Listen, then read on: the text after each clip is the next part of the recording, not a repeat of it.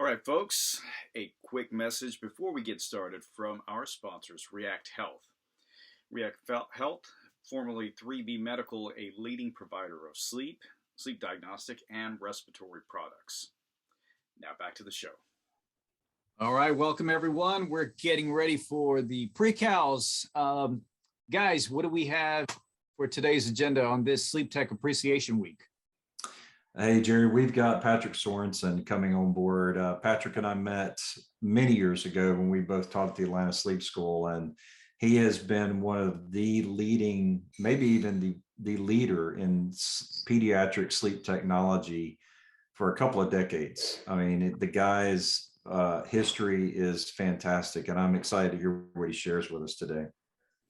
Couple of decades. Hey, I'm just saying, put on your nostalgia slippers, because we're going back in time to an era of polysomnography where it was a science. I'm excited to hear what Patrick has to say. I know he's been in the field for a long time, and he's I don't know, he's an innovator in his space, and there's not a lot of people who work at NIH today and get to do research on a regular basis like he does. So I'm super excited, because I think we're going to hear some really telling things about the science of sleep. You said about the NIH. That's what I'm curious about. I'm imagining a guy that comes in and he has like one of those cards that, and the doors open up and it's all marble walls and marble floors, and you're walking in and you get scanned and all that stuff. It's like Men in Black. It's like Men in Black. When it's walking in and all That's awesome. what I'm imagining. I mean, it must be really, really crazy to work in a place like that. I have a friend who's a contractor for the NIH, and he told me what he told me rather is he can't talk much about it, or what he does, he can't go on social media because everything is monitored. It's pretty wild to hear that. So I don't talk much about his work as a result. So that's what I'm imagining. Like you said, Men in Black, or what was that movie? True Lies. Remember True Lies? Yeah. With Op. Yeah, walking through these halls with the marble floors and everything. I could just we're quoting old movies. That's terrible. Hey, we're old guys. That's true. That's true. Yeah, some of us still have hair, but that's a different movie altogether. All right, guys, let's get ready for the show, folks. Stay tuned, and we're gonna bring on the main show.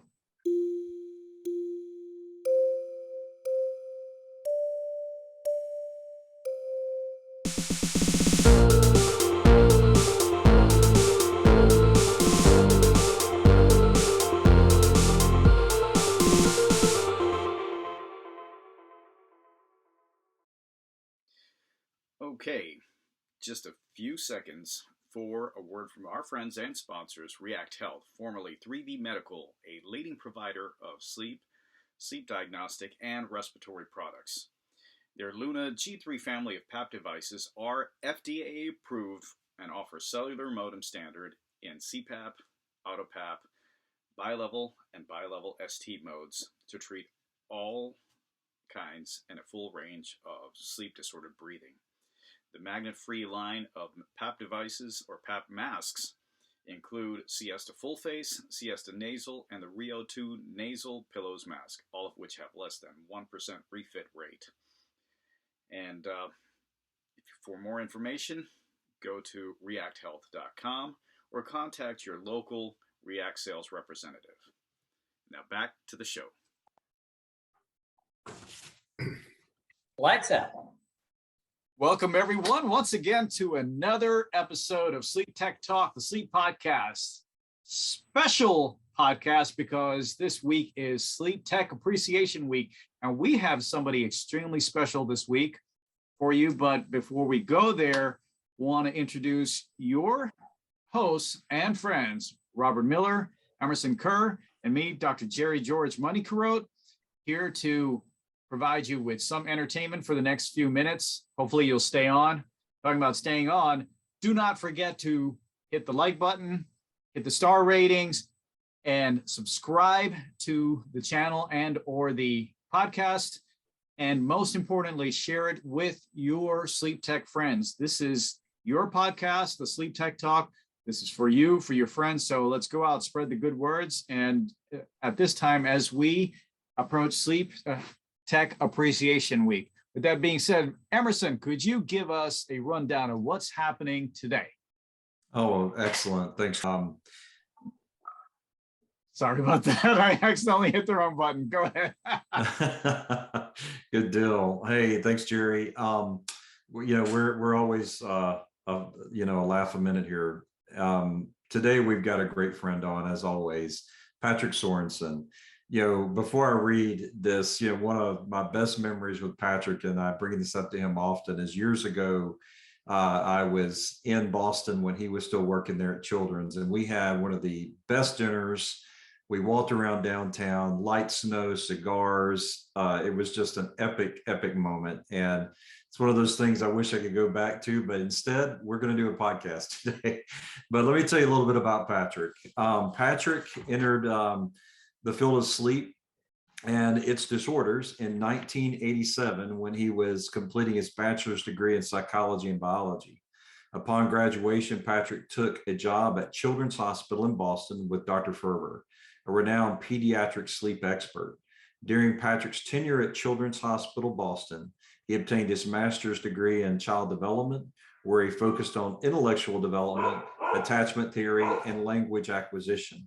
Currently, Patrick is working at the National Institute of Mental Health in Bethesda, Maryland, where he is the Research and Methodology Associate working on projects that include the study of the EEG of sleep during the development of children.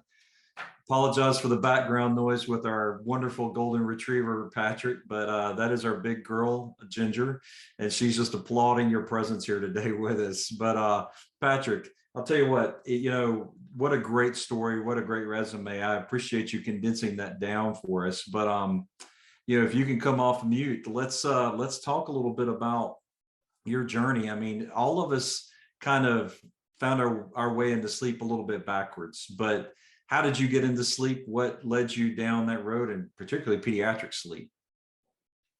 I needed to pay for school somehow. So I took a job in the sleep lab. I thought, that sounds interesting. I don't know anything about that. So that's how I got into sleep. Back then, there was no formal training programs. I was working in a cardiac station where we did non-invasive EKG testing. And I was doing that overnight. So it was a natural transition to sleep, overnight sleep. And that's really how I got started. Back then, you had to adjust CPAP by sneaking in the room and turning a valve. And when Respironics came out with the auto adjuster, that was a phone connection in the control room. That was a godsend to us. So that was purely adults. And then when I graduated, that's when I started my pediatric experience in Boston.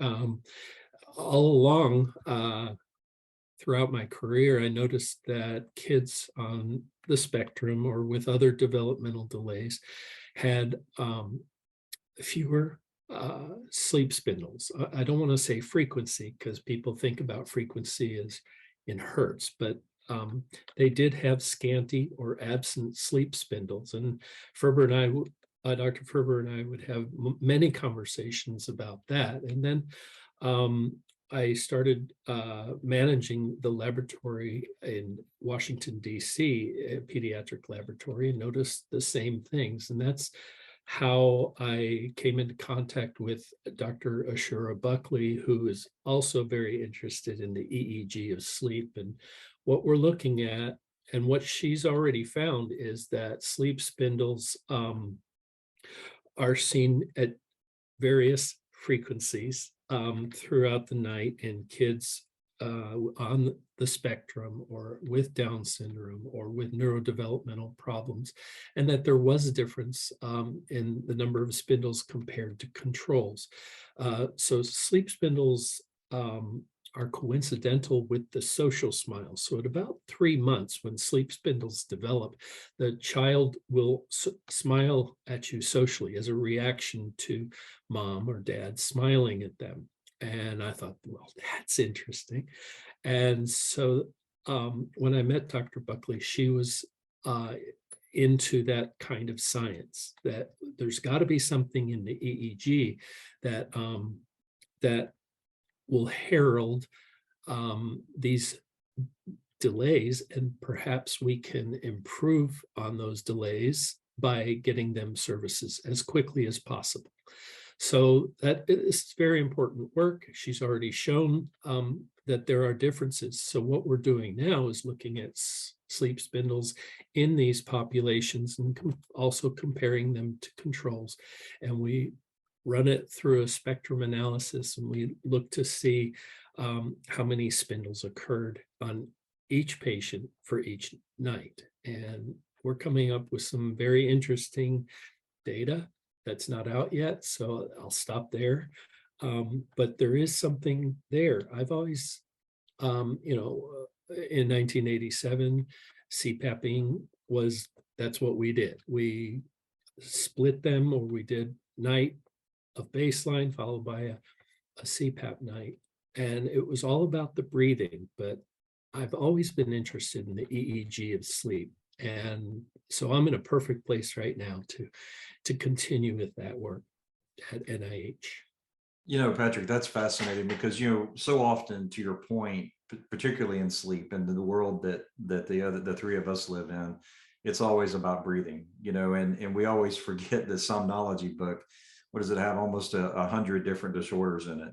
And it's just fantastic to hear you talk about something that's so different than what we typically hear about in sleep in that regard. When you look at some of the other things that you saw when you were, running the sleep labs there in Boston and Washington, what were some other interesting, presentations that you saw that were unique to those? Because in both of those places, you certainly got the rarest of conditions to get to test and monitor.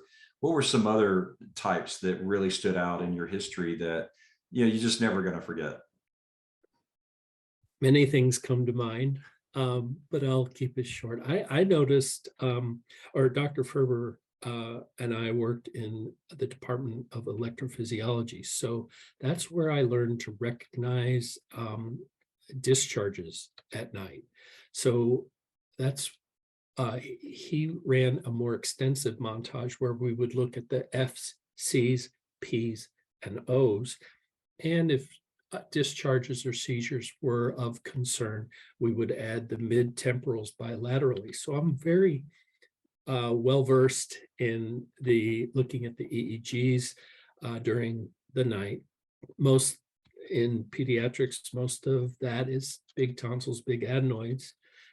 But we do CPAP some children if the T and A, tonsillectomy and adenoidectomy, was still unsuccessful. So we'd study them again, and if there was still obstruction, we would CPAP children, and they still do. And that I can get a CPAP mask on anyone after that experience. Discharges during sleep is what really got me into looking at the EEG of sleep. Very few labs run that extended montage where it's more, where discharges are more recognizable. We want to tell the referring physician not only that there were discharges, but where they're coming from. And with that extended montage, we can kind of zero in on where the discharges are coming from by looking at a reversal, which is when the channels have a sharp discharge and they point at each other, and we can kind of zero it down to where those discharges are coming from. That's been my thing all along. Yes, that's just so cool, and so like Emerson said, fascinating to hear this. But what drew you to the pediatric side ultimately? my work with Dr. Ferber. It wasn't going to be a career. I just found a job. And he showed me the pediatric side of the sleep world, and was able to get me excited about that, excited about pediatrics and working with pediatrics. It's not an easy job. It's a tough job to work with pediatrics. And that first year was really tough, because not only do you have to deal with the child, you have to deal with the parent. And how do you do that? How do you balance those two? And that can be a very difficult thing to do. But I came up with a protocol on my own to get me through that process. I've got to ask this, because that point that you said about you're not just dealing with the child, but you're also dealing with the parents as well. And from as a physician, this is something that we learn in the pediatrics is the medical legal side of working with peds. So have you had any interesting cases like that? Any Munchausen's type of thing that was refuted because of the sleep study, or anything else that was really interesting on the medical legal side? I'm just really curious now that you're saying this. That's actually a very good question. There's usually no direct evidence of Munchausen's by proxy, where the parent prevents the child from breathing because they know they're on camera. So we rule Munchausen's out because the camera is there. If there's a perfectly normal study and mom is saying he stops breathing and he turns blue and we don't see any of that, we can kind of say that it certainly isn't apnea. So that's actually a very big part of the pediatric sleep world is ruling that out. But you prevent that from happening by having the camera staring at them in the room.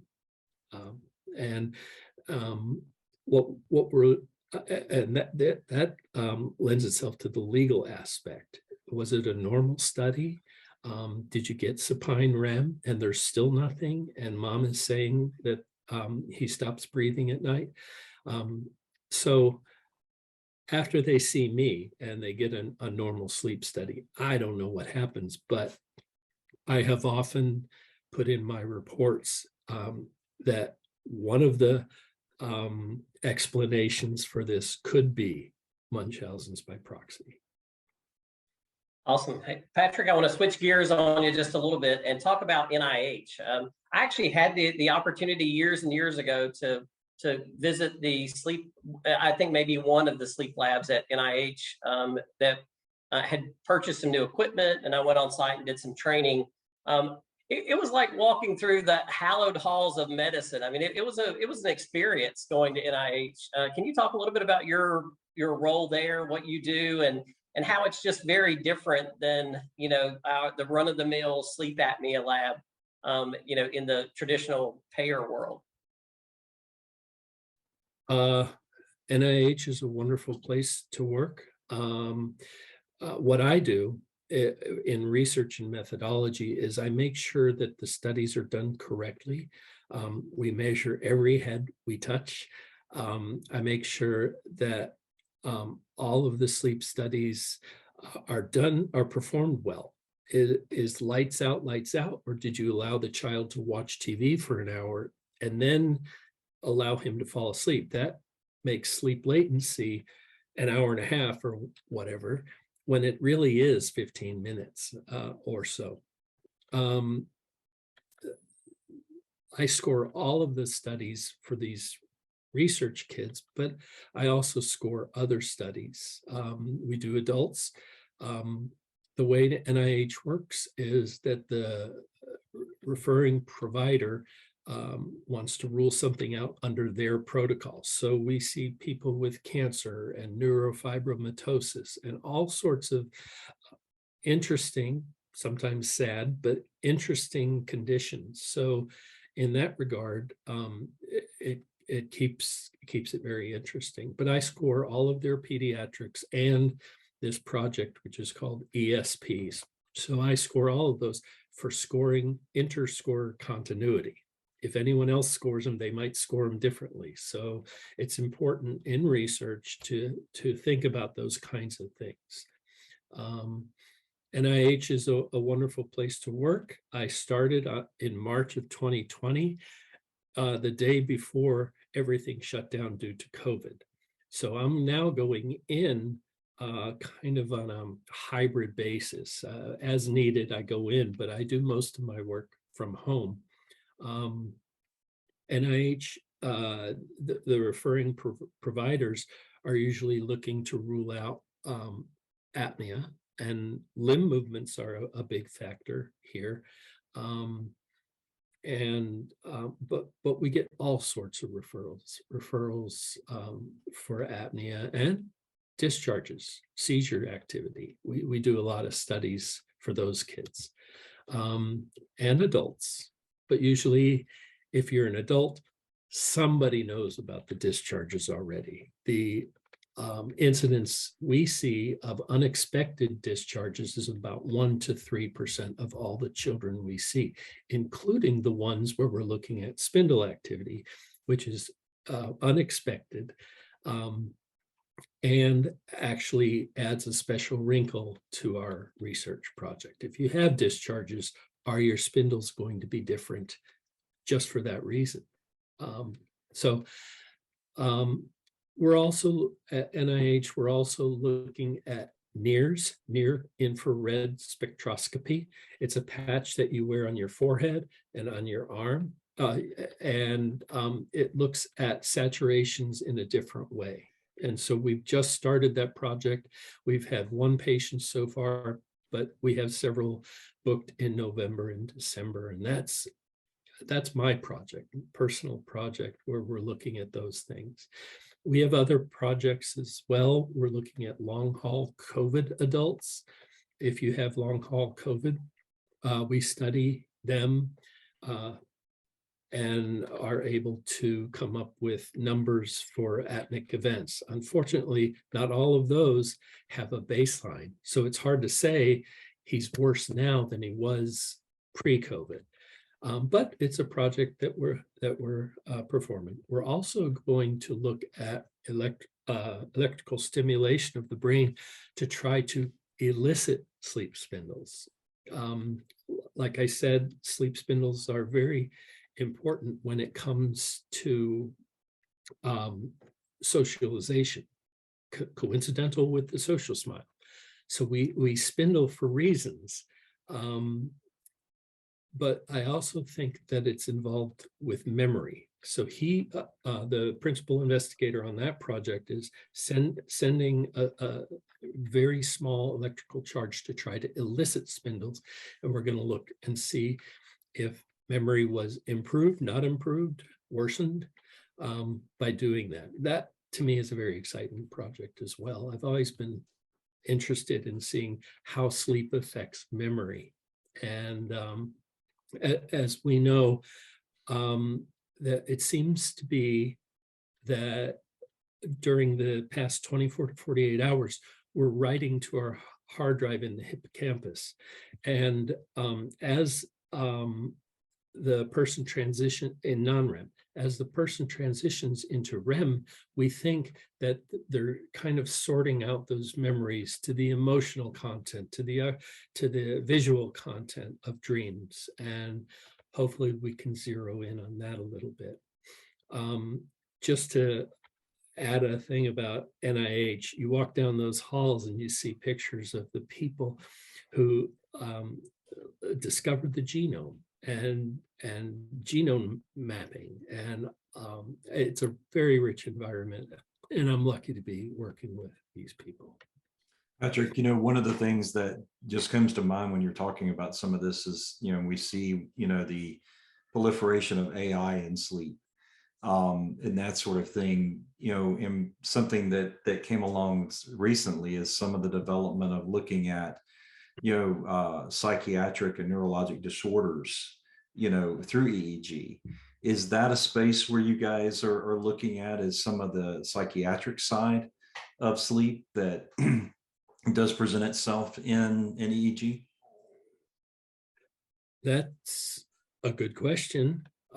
We're not, schizophrenia has been studied ad nauseum in the EEG of sleep. But the neurodevelopmental kids, that's where we're really interested in seeing whether there is spindle activity, scanty or is it absent. Sometimes spindles are just replaced by either beta activity or theta activity. You don't see spindles, you see other waveforms that that seem to replace spindles. Is that a bad thing? Is that indicative of their neurodevelopmental problems? That's one of the things we're looking at. Where do you think that will take you next? You know, when you, by being able to see that and study that, what is the theory of where this will lead you on the other side of connecting these dots? Professionally? Mm-hmm. Well, there will continue to be new projects. We're looking at in the future what those centrals following size actually mean. Should we really be counting them? If there's a DSAT, sure. If there's an arousal, sure. We're in the business of looking at sleep, but we're looking at the central events that follow size, where there's a 100 to 200% increase in tidal volume and you knock out your drive to breathe for a few seconds. Should we be counting those? The rules that I just mentioned are there, but do those centrals mean anything? So where do I see myself in 5 years? We'll probably still be looking at spindles and spindle activity. They've looked at the EEG in many different ways, ADHD and things like that, and we're not able to discern anything of value. But I think with memory, learning, and socialization, I think spindles have a reason for sleep. I've read many things about spindles, but I've never seen anyone say, that's why we do it. That's why we have spindles. And so maybe we'll get to the bottom of that. Hey, Patrick, I know that Jerry is any second about to jump in and tell us we're out of time. So before we go, I just wanted to tell you that talking to you makes me feel very nostalgic about the field of sleep medicine. I just appreciate the context of the discussion today, because it really takes me back to my roots when polysomnography was a true science. And what we did every night was, was a little bit more of a scientific approach to identifying sleep and sleep disorders. So I'm glad to have you today, and it's been great talking to you, because I'm pretty sure Jerry's about to cut us off. Well, I'm going to butt in before he does. I think the other thing too, Patrick, is for those people, our peers, that are thinking there's nothing new under the sun, you've definitely shown us today that that one little thing that they look at every single night could potentially be a key to something else in sleep. And you and I, we all have friends that were at interesting moments in time, you know, in their careers where they got to be a part of something special. And it sounds like you've definitely tapped into that, and it's going to be a lot of fun for all of us to see where you take that and as our champion and being on the frontier of what's happening in sleep. So thank you. Thank you for having me.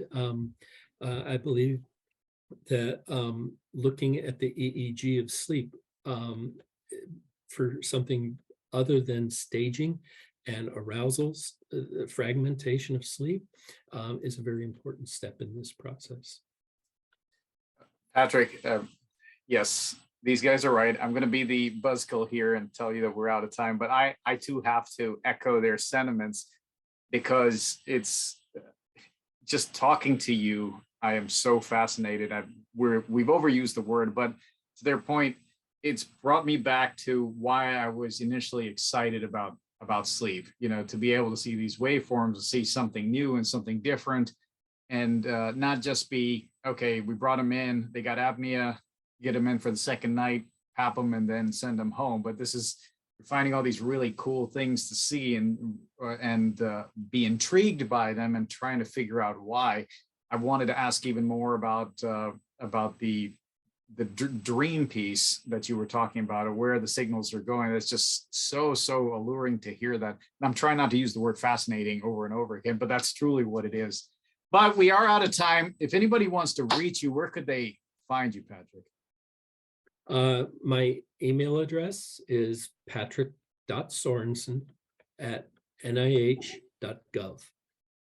Thank you. And are you on LinkedIn or any other social media that? I am on LinkedIn, but I can't talk too much about NIH projects on LinkedIn or any social media. They're very careful about that. I understand. I have a friend that is a contractor over at the NIH, and he told me it's highly regulated, and we get it. So thank you for that. And we thank you so much for joining us. This was a very special episode for the three of us, especially, and I'm sure for all the folks out there. So thank you so much for joining us. And all the folks out there, all of you who are listening and watching us, we thank you for joining. We hope you enjoyed this special episode during Sleep Appreciation Week. Do not forget to hit the like button. Do not forget to hit the star ratings. Be sure to comment. Be sure to subscribe. And most importantly, share the wealth, share the love. And until next time, we'll see you. We say lights on.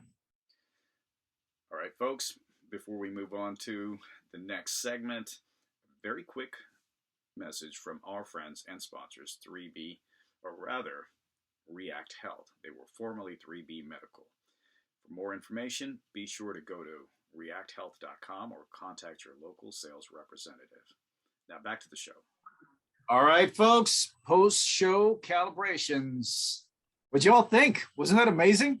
Oh my gosh, man. You know, when he started talking about spindles, he took us into another universe.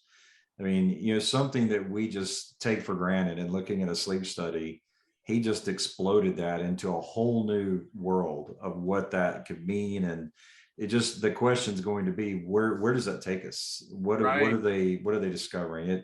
That was absolutely extraordinary. I didn't expect that. Hey, by the way, did either one of you remember what the frequency is for sleep spindles? I'm gonna go with no. Can I phone a friend?